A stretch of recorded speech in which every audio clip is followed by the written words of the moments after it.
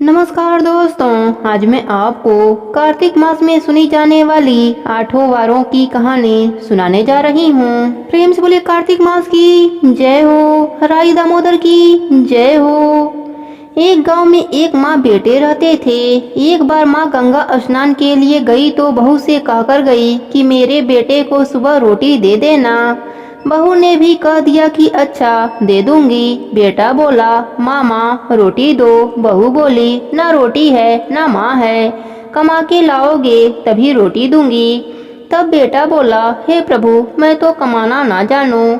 लेकिन बहू ने नहीं मानी तो बेटे ने कहा अच्छा 2-4 रोटी आम का अचार दे दो। बहू ने बनाकर दे दिया। वह रोटी लेकर कुएं के पाल पर जाकर बैठ गया और कहने लगा राम जी, मैं कमाना ना जानू। भगवान राम ब्राह्मण का भेष धरकर आए और बोले तुम ऐसे उदास क्यों बैठे हो। वह बोला मेरी पत्नी ने कहा है कि कमा कर लाओगे तभी मैं रोटी दूंगी, पर मुझे कमाना नहीं आता। तब ब्राह्मण रूप भगवान बोले बेटा, कमाना तो मैं भी नहीं जानता, हाँ पर मैं 8 वार का नाम जानता हूँ जिससे तेरे अटूट भंडार भर जाएंगे। चावल के दाने और पानी की हंडी ले लो, घर के बर्तन को उघाड़ो, औधन को सीधा करो। ब्राह्मण ने 8 वारों की कहानी कही और उसने सुनी इतवार, सोमवार, मंगलवार, बुधवार, बृहस्पतिवार, शुक्रवार, शनिवार 8 वारों का आसरा भरियो पीहर और सासरा। अटूट भंडार होते चले गए। उसके बाद वह बेटा घर गया। बेबी बोली क्या लाए हो। उसने कहा 8 वारों का नाम लाया हूँ। तब पत्नी ने सोचा कि चलो कुछ तो लाया है।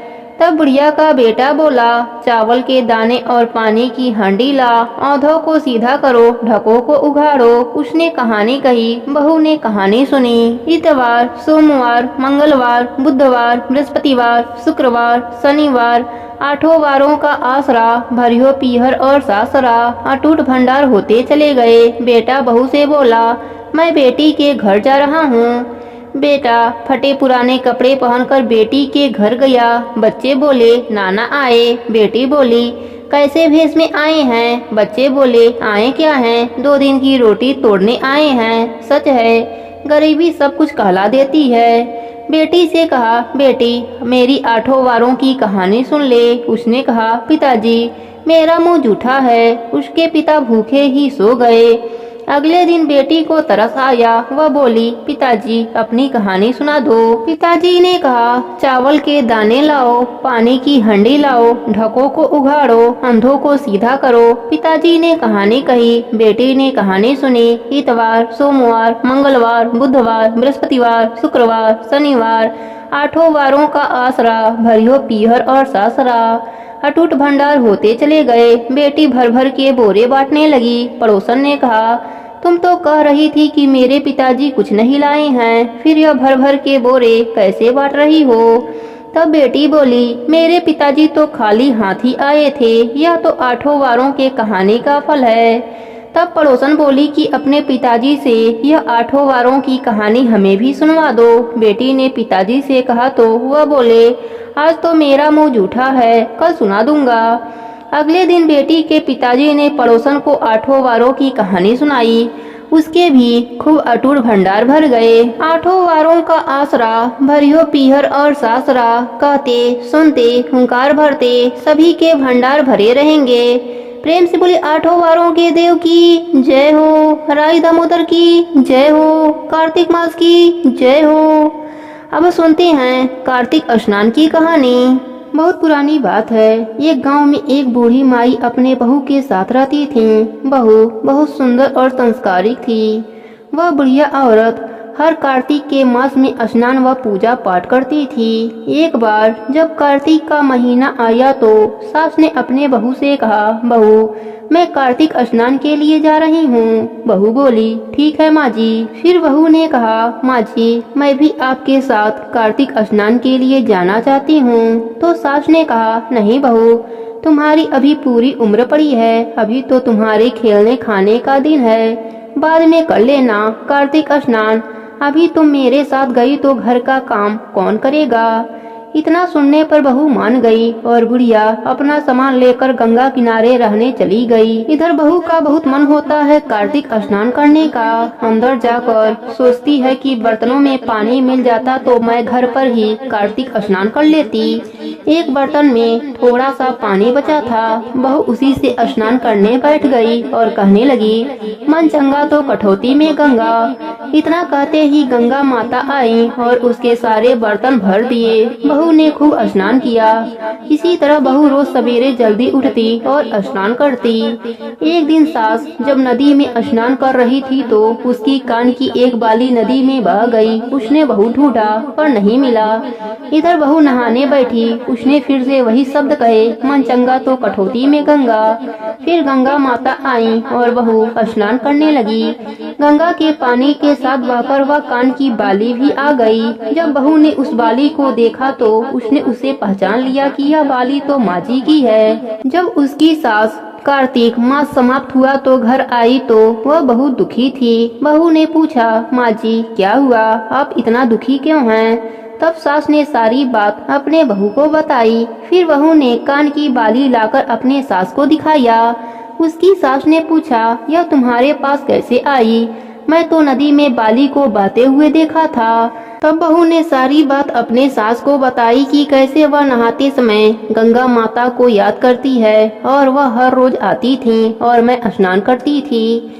सास मन ही मन बहुत खुश हुई और सोचने लगी कि मेरी बहू कितनी संस्कारिक और मन की साफ है। तभी तो गंगा माता खुद यहाँ आती थी और इसको कार्तिक स्नान कराती थी। अब सास बहू मिलकर हर साल कार्तिक स्नान करती, कथा कहानी सुनती। कार्तिक देव की कृपा से उनका घर अन्य धन से भर गया और मरने के बाद मोक्ष की प्राप्ति हुई। हे कार्तिक के देव, जैसे आपने सास बहू पर अपनी कृपा करी वैसे ही अपने सभी भक्तों पर अपनी कृपा बनाए रखना। प्रेम से बोले कार्तिक के देव की जय हो। एक समय की बात है, एक गांव में एक बुजुर्ग बाबा रहते थे। उनकी दो बहुएं थीं। घर का काम काज दोनों बहुएं करती थीं। एक बार जब कार्तिक का महीना आया तो ससुर जी ने अपने बड़ी बहू से कहा कि बहू, कार्तिक का महीना आ गया है और मैं कार्तिक स्नान करना चाहता हूँ, इसलिए तुम सवेरे जल्दी उठकर मेरा सारा काम कर देना।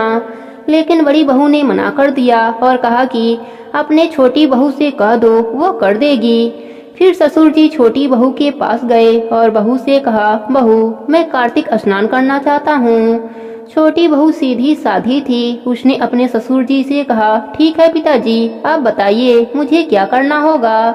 तब ससुर जी ने कहा, ज्यादा कुछ नहीं बहू, बस रोज नहाने के लिए कुएं से पानी भर देना, मेरी धोती धोकर सुखा देना और दोपहर का खाना बना देना। छोटी बहू रोज सुबह उठकर पानी भरकर रख देती थी, जिससे ससुर जी स्नान कर लेते। फिर धोती धोकर डाल देती थी और ससुर जी को दोपहर में गरम गरम खाना बनाकर खिला देती थी। जब छोटी बहू ससुर जी के धोती सुखाती तब उनमें से जो पानी की बूंदें गिरती वह मोती बन जाते। लेकिन छोटी बहू उन पर ध्यान नहीं देती थी और छोटी बहू उन्हें झाड़कर एक तरफ ढेर लगा देती थी। इसी तरह कार्तिक का महीना खत्म होने को आया। तब ससुर जी ने छोटी बहू से कहा कि मैं कार्तिक खत्म होने से पहले ब्राह्मणों को भोजन कराना चाहता हूँ।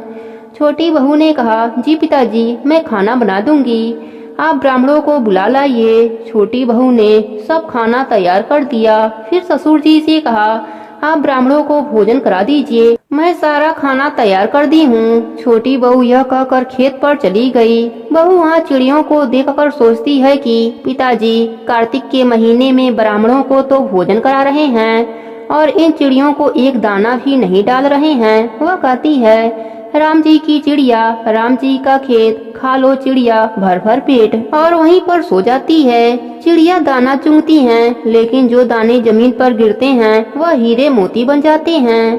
पास में बड़े भाई का खेत था। बड़े भाई ने सोचा कि छोटे भाई के खेत में हीरे मोती कैसे आए। यह सोचकर वह अपने पिताजी के पास गया और पिताजी से पूछता है, पिताजी इसका क्या कारण है। तब पिताजी बताते हैं, बेटा यह कार्तिक देव की कृपा है। तब बड़ा बेटा अपने पत्नी को सारी बात बताता है। उसकी पत्नी कहती है कि ससुर जी तो पहले मेरे पास ही आए थे, लेकिन पता नहीं क्यों मैंने उन्हें मना कर दिया। अगर मैंने मना नहीं किया होता तो यह सारा धन हमें मिलता। कार्तिक महाराज की कृपा हम पर होती। वह सोचती है अगले साल मैं ससुर जी का सब काम करूंगी। उसने 1 साल तक का इंतजार किया। 1 साल बाद जब कार्तिक का महीना आया तो बड़ी बहू ने ससुर जी से कहा, पिताजी आप इस बार कार्तिक का स्नान नहीं करेंगे। ससुर जी ने कहा, नहीं बहू, अब मैं बूढ़ा हो गया हूँ, अब मुझसे स्नान नहीं होता। तब बड़ी बहू ने गुस्से से कहा, आपने छोटी बहू को तो धनवान बना दिया, मेरी बारी आई तो बूढ़े हो गए। पिताजी आपको कार्तिक स्नान तो करना ही होगा। हार मानकर ससुर जी स्नान के लिए तैयार हो गए। बड़ी बहू लालच में ससुर जी का बहुत ख्याल रखती, सब काम समय से करती। कार्तिक का महीना खत्म होने वाला था। बड़ी बहू ससुर जी से बोली, पिताजी आप एक ब्राह्मण को न्योता दीजिएगा। फिर वह खाना तैयार करके खेत पर चली गई। जैसे ही कोई चिड़िया दाना चुगने आती वह भगा देती। शाम हो गए लेकिन उसके खेत में हीरे मोती नहीं मिले। तब वह गुस्से से ससुर जी के पास गई और उनसे पूछा, मेरे साथ ऐसा क्यों हुआ? तब ससुर जी ने कहा कि तूने तो लालच में मेरी सेवा की थी, जबकि छोटी बहू ने निस्वार्थ भाव से किया था, इसलिए उसे कार्तिक के देव की कृपा प्राप्त हुई, तुझे नहीं। हे कार्तिक के देव, जैसी कृपा आपने छोटी बहू पर करी वैसे ही अपने सभी भक्तों पर अपनी कृपा बनाए रखना। प्रेम से बोले कार्तिक के देव की जय हो, राई दामोदर की जय हो। एक समय की बात है, एक गांव में एक पति पत्नी रहते थे। उनकी एक बेटी थी, वह बहुत छोटी थी लेकिन फिर भी कार्तिक स्नान किया करती थी। रोज सुबह जल्दी उठती और कार्तिक स्नान करती। इस तरह कार्तिक महीना पूरा हुआ। एक दिन कुएं पर 3 स्त्रियां पानी भरने आईं। वह आपस में बातें कर रही थीं, गंगा जी जाएं, यमुना जी जाएं या फिर हरिद्वार जाएं। तब उनमें से एक स्त्री बोली, मैं तो कार्तिक के देव को जिमाऊंगी। तब दोनों स्त्रियों ने पूछा, यह कौन से भगवान हैं? तब वह स्त्री कार्तिक के देव का महात्म्य बताई। यह सब छोटी लड़की सुन रही थी। यह सब बातें सुनकर वह लड़की अपने घर आई और उसने भगवान के लिए भोजन बनाया। भोजन बनाकर वह लड़की मंदिर में आई और बोली, आओ मेरे प्रभु, आओ भोग लगाओ। लेकिन मंदिर में भगवान नहीं आए। उसके बाद जंगल में गई, फिर पहाड़ों पर चढ़ गई। भगवान को बुलाते बुलाते सुबह से शाम हो गई, पर उस लड़की को भगवान नहीं मिले। भगवान जी यह सब देख रहे थे। उन्होंने सोचा, यह लड़की तो पहाड़ पर से गिरकर मर जाएगी और मुझ पर इसके हत्या का दोष लगेगा। अब मुझे इस लड़की को दर्शन देना ही होगा। फिर भगवान जी ब्राह्मण का रूप धरकर उस लड़की के पास आए और उस लड़की से बोले, चल बेटा, मैं तेरा भगवान हूँ, मुझे भोजन करा दे, मैं भोग लगाऊंगा। इस पर उस लड़की ने कहा, नहीं, तुम मेरे भगवान नहीं हो। तब ब्राह्मण ने पूछा, तो कैसे हैं तेरे भगवान? तब लड़की ने कहा, मेरे भगवान तो मोर मुकुट वाले, गले में वैजंती माला पहने हुए और हाथ में पीताम्बर लिए हुए हैं। तो ब्राह्मण ने कहा, अच्छा ऐसे हैं तेरे भगवान? तो लड़की ने कहा, हाँ ऐसे हैं मेरे भगवान। तब ब्राह्मण ने अपना चतुर्भुज रूप दिखाया। लड़की भगवान जी का चतुर्भुजी रूप देखकर बहुत खुश हुई और बोली, हाँ आप ही हो मेरे भगवान। अब आगे आगे वह छोटी लड़की भाग रही है और पीछे पीछे भगवान आ रहे हैं। भागते भागते रास्ते में उस लड़की को उसकी सहेलियां मिली। तो लड़की ने अपने सहेलियों से कहा कि मेरे घर मेरे पीछे पीछे भगवान आ रहे हैं। तब उनमें से एक लड़की ने कहा, चलो देखते हैं कैसे हैं इसके भगवान। सब लड़कियां उसके घर गईं। जिसके भाग्य में भगवान के दर्शन थे उनको भगवान के दर्शन मिले और जिसके भाग्य में दर्शन नहीं था वह भगवान को नहीं देख पाई।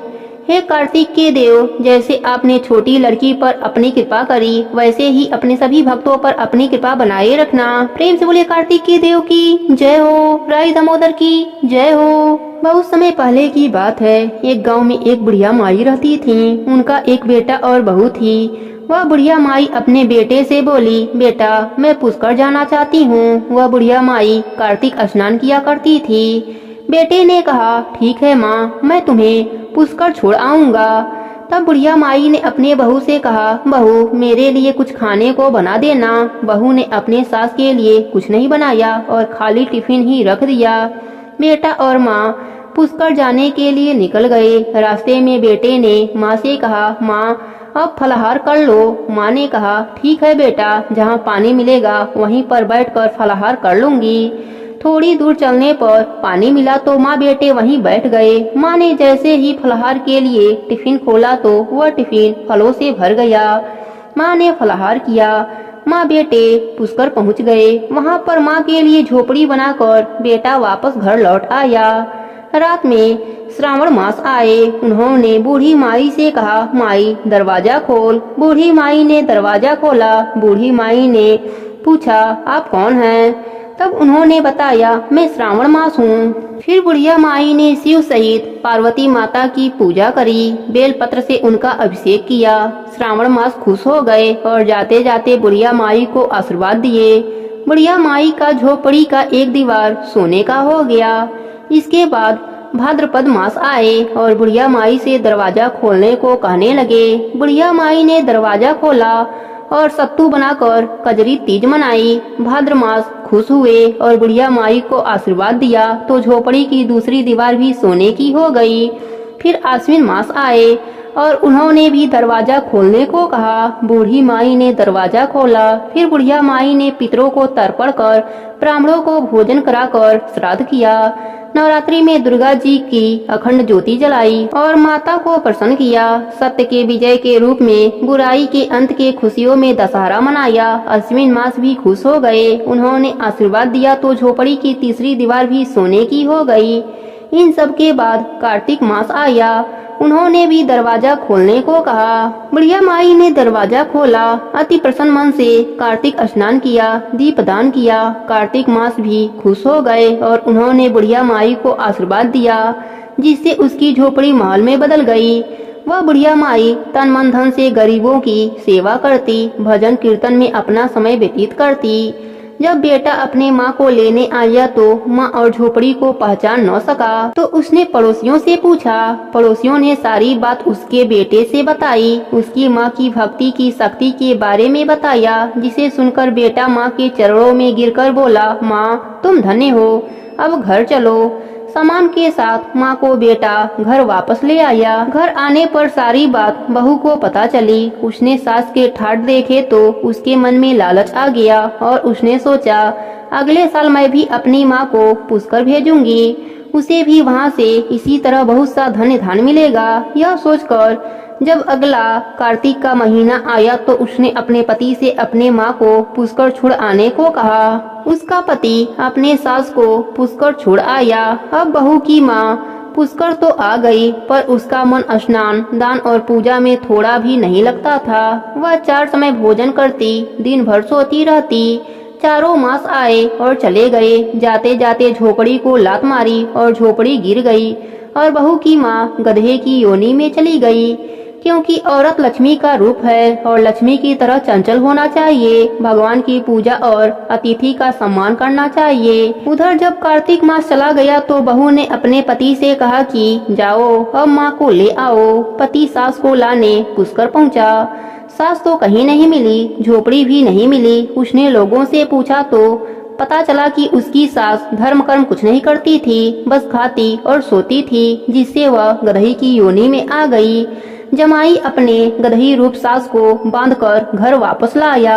उधर उसकी बेटी आस लगाकर बैठी थी कि उसकी माँ उसके सास से ज्यादा धन वैभव लेकर लौटेगी। तब तक पति भी घर पहुँच गया। जब उसकी पत्नी ने पूछा, माँ कहाँ है, तब पति ने कहा, तेरे लालच के वजह से तेरी माँ गधई बन गई है। बहू रोने लगी, अब क्या करे। उसने बड़े बड़े ब्राह्मणों से पूछा। तब उन्होंने बताया कि तेरी सास के स्नान के पानी से तेरी माँ को स्नान कराना होगा, तभी वह मनुष्य योनि में आएगी। बहू अपने सास से क्षमा मांगने लगी और सारी बात बताई। सास सब कुछ सुनकर अपना नहाया हुआ पानी उसको दिया। बहू ने उस पानी से अपने माँ को नहलाया। उसकी माँ पुनः मनुष्य योनि में आ गई। हे कार्तिक के देव, जैसे आपने बुढ़िया माई पर अपनी कृपा करी, वैसे ही अपने सभी भक्तों पर अपनी कृपा बनाए रखना। प्रेम से बोले कार्तिक के देव की जय हो, राई दामोदर की जय हो। एक गांव में एक बुढ़िया माई रहती थी। उनका एक बेटा और बहू थी। बुढ़िया अम्मा धार्मिक कार्य को करने में व्यस्त रहती थी।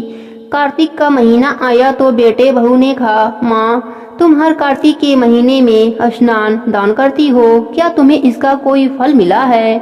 मेरे विवाह को 5 वर्ष हो गए हैं, परंतु ना तो कोई नौकरी लगी और ना ही तुम्हारा कोई पोता हुआ। माँ बोली, बेटा, मैं कार्तिक के देव से पूछूंगी कि मेरे नित्य नियम का फल मुझे कब मिलेगा। इतना कहकर वह घर से निकल गईं। वह रास्ते में कार्तिक भगवान की जय बोलते हुए चली जा रही थीं। रास्ते में उन्हें एक आदमी मिला जिसे कोढ़ की बीमारी थी। वह बोला, माई, आप कहाँ जा रही हो?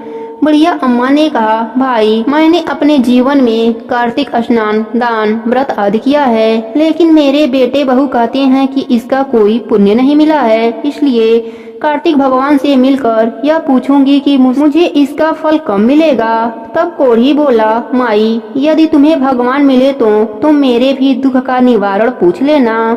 जब मैं 13 वर्ष का था तभी से मुझे कोढ़ है, यह सजा मुझे किस कर्म से मिल रही है? बुढ़िया माई बोली, जरूर पूछ लूंगी। यह कहकर वह जय हो कार्तिक देव की कहते हुए आगे बढ़ गईं। चलते चलते रास्ते में उन्हें एक कुम्हार पति पत्नी मिले। उन्होंने पूछा, माई, आप कहाँ जा रही हो?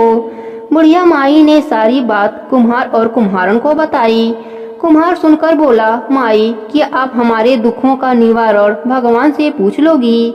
हमारा आजीविका केवल मटके बनाने से ही चलता है। पिछले 2 वर्षों से हमारे चाक पर टूटे फूटे मटके बन रहे हैं। कुछ भली प्रकार से बन भी जाते हैं तो वह पकाते समय फूट जाते हैं। ऐसा क्यों हो रहा है? आप जरूर पूछ लेना। बुढ़िया अम्मा बोली, जरूर पूछ लूंगी। इतना कहकर वहाँ से जय हो कार्तिक के देव की कहते हुए आगे चल पड़ी। कुछ दूर जाने पर उन्हें एक सांप मिला। उसने कहा, मैं तुम्हें डसूंगा। बुढ़िया अम्मा ने कहा, जब मैं लौट कर आऊँ तब तुम मुझे डस लेना, अभी तो मैं कार्तिक भगवान से मिलने जा रही हूँ। सांप ने कहा, माई, तुम्हें भगवान मिले तो मेरे दुख का निवारण भी उनसे पूछ लेना कि मेरी नागिन जब भी अंडे देती हैं तो उसमें से एक भी सपोला जिंदा नहीं रहता। हमें यह किन कर्मों का फल मिल रहा है? मैं जरूर पूछ लूंगी। यह कहकर वह आगे चल दी। उन्हें एक वृक्ष के नीचे बैठे महात्मा मिले। उन्होंने पूछा, बुढ़िया माई, आप कहाँ से आ रही हो और कहाँ जा रही हो? बुढ़िया अम्मा ने अपने बेटे बहू द्वारा दिए तानों की सारी बात बताई। यह सुन महात्मा बोले, यदि तुम्हें भगवान मिल जाएं तो तुम उन्हें पहचानोगी कैसे? बुढ़िया अम्मा बोली, मैं उन्हें पहचान लूंगी। इतना कहकर उसने महात्मा को प्रणाम किया और बोली, जय हो कार्तिक के देव की। ऐसा कहते ही राई दामोदर उन्हें दर्शन दिए। भगवान ने कहा, बोलो, तुम्हें क्या चाहिए? बूढ़ी अम्मा ने कहा, प्रभु, आपके दर्शन होते ही मुझे सब कुछ मिल गया, अब मुझे कुछ भी नहीं चाहिए। भगवान बोले, तुम्हारा कल्याण हो। अब बुढ़िया माई रास्ते में मिले सभी लोगों के दुखों का निवारण पूछी। सबसे पहले कोढ़ी के बारे में पूछा तो भगवान बोले, बुढ़िया माई, वह कोढ़ी अपने पिछले जन्मों के कर्मों का फल भोग रहा है। पिछले जन्म में वह नगर का राजा था। वह अपने प्रजा को बिना वजह ही दंड देता था। उस कोढ़ी को अपने ही प्रजा से मिली आह लगी है। तुम मेरे चरणों की धूली ले जाओ, उसके शरीर पर लगा देना, वह ठीक हो जाएगा। अब बुढ़िया माई ने कुम्हार दंपति के दुखों का निवारण पूछा तो भगवान बोले, एक बार उसी के गांव का गरीब व्यक्ति अपने बेटी के विवाह के लिए कलश लेने आया था। उसके पास पैसे न होने के कारण कुम्हार दंपति ने उसे कलश नहीं दिया। उसे उसी गरीब की हाय लगी है तो उनसे कह देना कि अपने बनाए गए 100 मटके किसी प्याऊ में दान दे दे तो उसके दुख का दिन दूर हो जाएगा।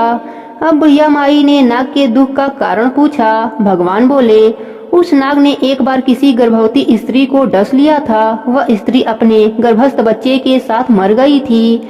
उसी की हाय उस नाग को लगी है। तुम नाग से कह देना कि यदि वह अपनी अमृतमणि किसी गरीब को दे दे तो उसे बच्चे हो जाएंगे। उन सबके दुखों का निवारण पूछने के बाद बुढ़िया माई ने भगवान को प्रणाम किया। भगवान अंतर ध्यान हो गए। अपने साड़ी की पल्लू में बुढ़िया माई ने भगवान के चरणों की धूल को बांधकर फिर से घर की ओर चल दी। सबसे पहले वह सांप से मिली। सांप ने कहा, क्या हुआ बुढ़िया अम्मा, भगवान के दर्शन हुए? मेरे दुखों का निवारण पूछा। बुढ़िया अम्मा ने उसे सारी बात बताई। उसने कहा, माई, गरीब आदमी कहाँ खोजूंगा? मेरी मणि तुम ही ले जाओ, क्योंकि मेरे पास तो डर के मारे कोई भी नहीं आता है। बुढ़िया अम्मा ने वह मणि ले लिया। वह आगे चली तो उसे कुम्हार दंपत्ति मिले। उन्होंने कहा, बुढ़िया अम्मा, तुम्हें भगवान मिले, हमारे दुखों का निवारण पूछा। बुढ़िया अम्मा ने उन्हें सारी बात बताई।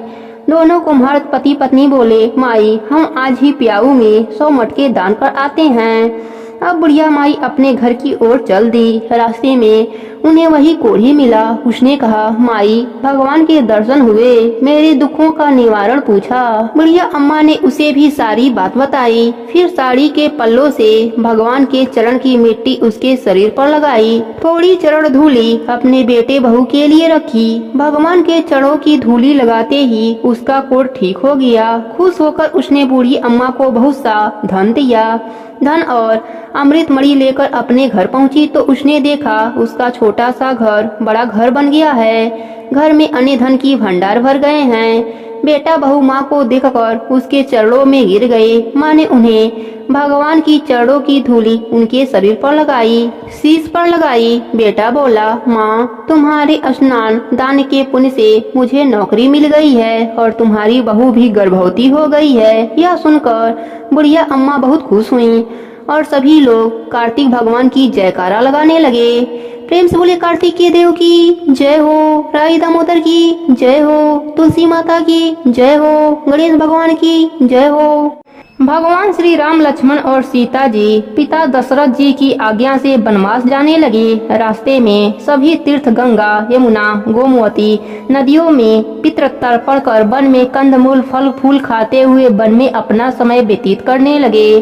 कार्तिक का महीना आया। एकम के दिन लक्ष्मण जी ने राम जी की आज्ञा से फल फूल लाकर माँ सीता को दिए। तब माँ सीता ने 4 पत्तल परोसी। तब लक्ष्मण जी ने पूछा, भाभी माँ, हम 3 हैं, फिर 4 में क्यों परोसा?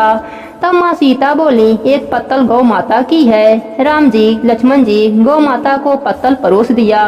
तब राम जी ने पूछा, सीता जी, आपने खाना शुरू क्यों नहीं किया? तब सीता माता बोली, मेरे तो राम कथा सुनने का नियम है, राम कथा सुनने के बाद ही मैं फल ग्रहण करूंगी। तब राम जी बोले, मुझे कथा सुना दो। लक्ष्मण जी बोले, मुझे सुना दो। तब माँ सीता बोली, औरत की बात औरत सुने, आप मेरे पति हो, आप मेरे देवर हो, आपसे कैसे कहूँ? तब लक्ष्मण जी ने सोचा, इस जंगल में कौन औरत मिलेगी? तब लक्ष्मण जी ने अपनी माया से एक नगरी का निर्माण किया। उस नगरी में सब सुख सुविधाओं से युक्त था। उस नगरी में सब चीजें सोने की थीं, इसलिए नगरी का नाम सोन नगरी रखा। सभी नगरवासियों को घमंड हो गया। उस नगरी में कोई गरीब नहीं था। जब सीता जी कुएं पर पानी लेने गईं और पनिहारनियों से राम राम किया तो कोई नहीं बोला। थोड़ी देर में एक छोटी कन्या आई। सीता जी उससे राम राम बोली और कहा कि भाई, राम कथा सुनेगी क्या? तब वह बोली, मेरे तो घर पर काम है। सीता जी ने कहा, मेरे पति राम और देवर लक्ष्मण भूखे हैं। तब लड़की बोली, मेरी माँ मेरा इंतजार कर रही है। वह लड़की वहाँ से जाने लगी। तब माँ सीता के क्रोध से सारी नगरी साधारण सी हो गई। जब लड़की घर गई तो माँ बोली, हाय रे, यह क्या हुआ? तब लड़की बोली, मेरे को तो पता नहीं है। वहाँ पर एक साध्वी बैठी थी, मुझे राम कथा सुनने के लिए बोली, पर मैं तो कथा नहीं सुनी। यदि उसने कुछ किया है तो पता नहीं। तब उसकी माँ ने उसको वापस जाकर कथा सुनने को कहा। लड़की ने वापस जाकर कथा सुनने से मना कर दिया। तब उसकी बहू बोली, आपकी आज्ञा हो तो मैं कहानी सुनकर आती हूँ। जब बहू कुएं पर गई तो पानी भरे और खाली करे। तब सीता जी ने कहा, आपके घर पर कुछ काम नहीं है क्या? तब वह बोली, माता जी, मैं तो सारा काम करके आई हूँ। तब माँ सीता बोली, तू मुझे माँ कहकर बुलाई, यदि तुझे समय हो तो मेरी राम कहानी सुनेगी क्या? तब वह बोली, माता जी, कहानी सुनाओ, मैं प्रेम से सुनूंगी। सीता जी ने कहा, हे भाई, तूने मेरी मृतलोक में मदद करी, भगवान तेरी स्वर्गलोक में रक्षा करेंगे। राम आए, लक्ष्मण आए, देश के पुजारी आए, नित नेम का नेम लाए। आओ राम, बैठो राम, माखन मिश्री खाओ राम, दूध बतासा पियो राम, सूत के पल का पोटो राम, साल दुसाला ओढ़ो राम। राम सवारे सबके काम, खाली घर भंडार भरेंगे, सबका बेड़ा पार करेंगे। जय श्री राम, जय श्री राम।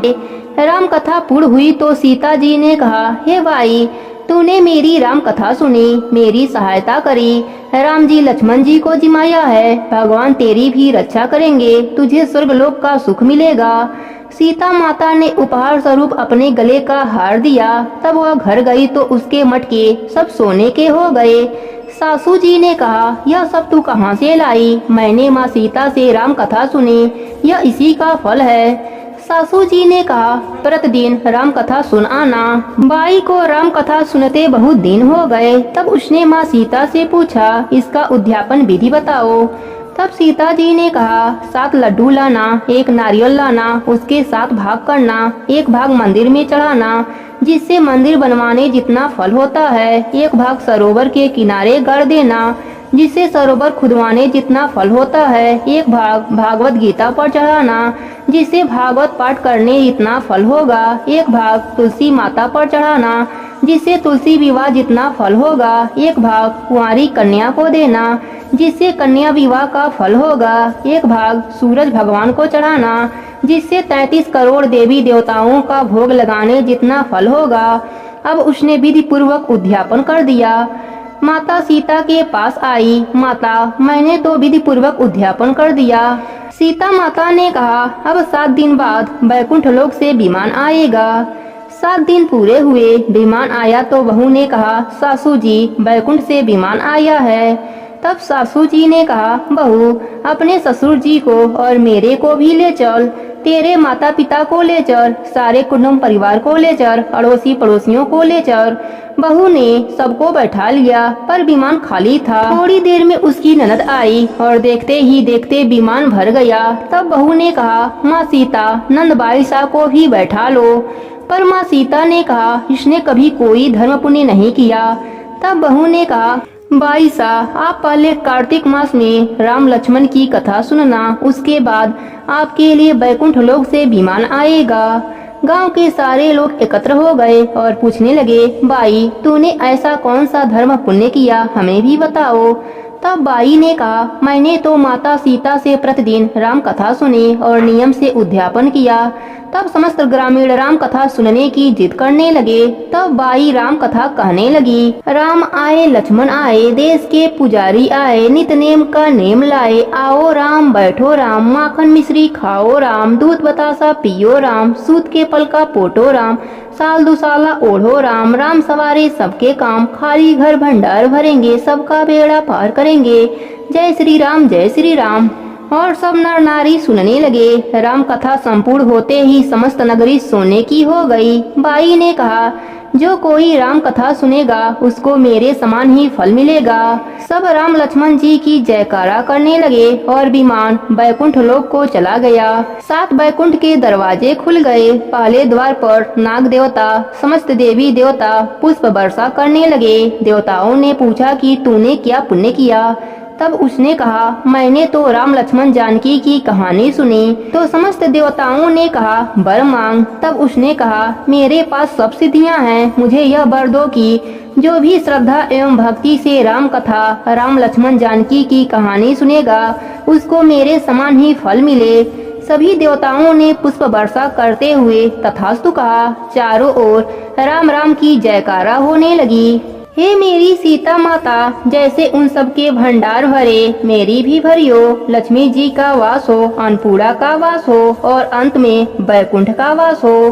प्रेम से बोले सीता माता की जय हो, राम जी की जय हो।